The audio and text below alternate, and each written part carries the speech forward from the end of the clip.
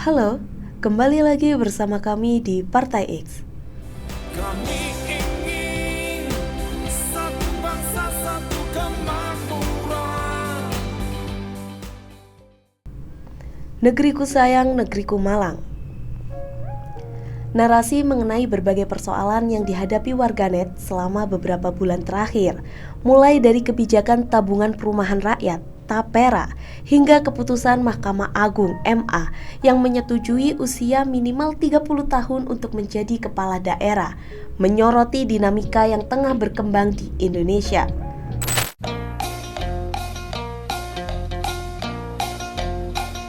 Presiden Joko Widodo kembali menjadi sorotan publik setelah mengumumkan kebijakan tabungan perumahan rakyat (TAPERA). Kebijakan ini bertujuan untuk membantu masyarakat dan pekerja memiliki rumah.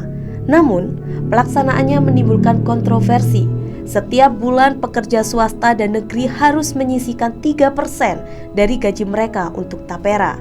Banyak yang khawatir karena belum ada kejelasan tentang bagaimana tabungan ini akan dikelola, sehingga muncul ketakutan bahwa uang tersebut akan hilang tanpa hasil yang jelas. Beberapa pihak bahkan menilai TAPERA sebagai cara halus untuk memalak rakyat daripada memberikan solusi perumahan yang nyata. Kritik terhadap TAPERA mencerminkan kekhawatiran masyarakat mengenai efektivitas program ini dalam menjamin kepemilikan rumah, kurangnya transparansi dan ketidakjelasan dalam pengelolaan dana TAPERA hanya menambah panjang daftar kekhawatiran terhadap kebijakan pemerintah yang dianggap tidak berdampak signifikan bagi kesejahteraan mereka. Sejarah mencatat bahwa rencana TAPERA hampir diloloskan sekitar tahun 2013 hingga 2014, namun ditahan oleh Budiono yang kala itu menjabat sebagai wakil presiden. Namun di era Jokowi, kebijakan ini diloloskan tanpa perhitungan yang jelas. Ada dugaan bahwa pemerintah saat ini berupaya mencari dana guna menutup utang atau menambal anggaran untuk proyek Ibu Kota Negara (IKN). Bahkan ada spekulasi bahwa dana TAPERA mungkin digunakan untuk program-program seperti makan siang dan susu gratis yang dicanangkan oleh Prabowo dan Gibran, anak Presiden Jokowi. Warganet bahkan menciptakan akronim TAPERA seperti tambahan penderitaan rakyat dan taktik penipuan untuk rakyat sebagai bentuk protes mereka.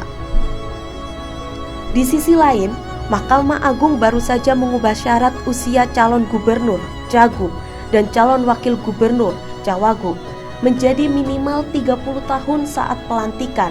Keputusan ini disinyalir sebagai upaya Presiden Jokowi untuk memuluskan jalan anaknya, Kaesang Pangarep, maju di pilkada. Perubahan aturan ini memicu kontroversi dan spekulasi di kalangan masyarakat. Bahkan, nama Jan Etes, cucu Jokowi, ikut terseret dalam perbincangan setelah sebelumnya menyatakan cita-citanya ingin menjadi presiden. Pernyataan ini menimbulkan banyak komentar sarkastik di media sosial dengan kekhawatiran bahwa di masa depan batas usia kepala daerah bisa saja diturunkan demi kepentingan keluarga Jokowi.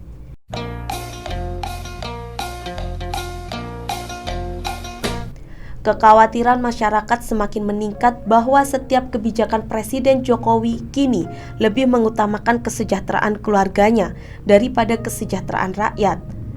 Dinasti kekuasaan Jokowi terlihat semakin menguat, menimbulkan kekhawatiran tentang penyalahgunaan kekuasaan. Dalam konteks ini, kekuasaan besar yang dimiliki oleh jabatan presiden dalam mengimplementasikan kebijakan tanpa pemisahan yang jelas antara negara dan pemerintah menjadi sorotan utama.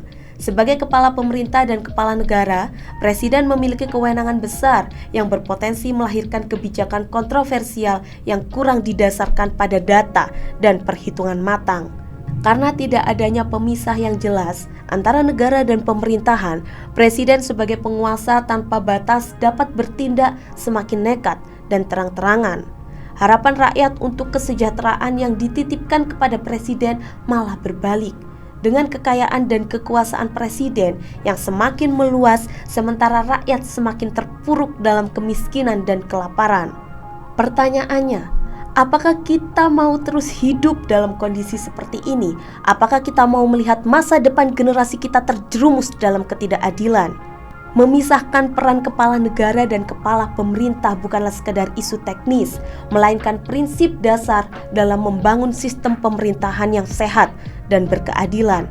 Dengan pemisahan yang jelas antara kepala negara dan kepala pemerintah, kita dapat mewujudkan prinsip checks dan balance dalam sistem pemerintahan.